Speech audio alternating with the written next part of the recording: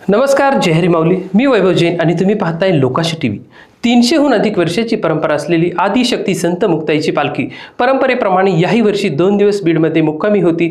संत मुक्ताबाईची पालखी बीडमध्ये मुक्काम करते, यालाही एक परंपरा आहे आणि ती म्हणजे मुक्ताईचे आजोबा गोविंदपंत यांची समाधी.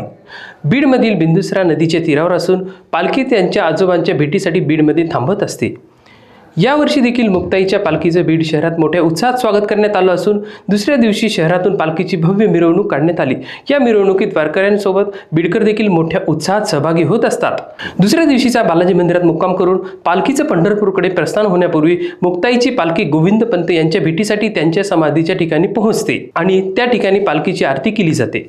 गेल्या अनेक वर्षापासून ही भेटीची परंपरा आजही कायम सुरू आहे. मुक्ताई आणि गोविंदपंत यांची भेट झाल्यानंतर पालखी पंढरपूरच्या दिशेने प्रस्थान करते. असेच नवनवीन व्हिडिओज पाहण्यासाठी लोकाशी टीव्हीला लाईक आणि सबस्क्राईब करा. धन्यवाद.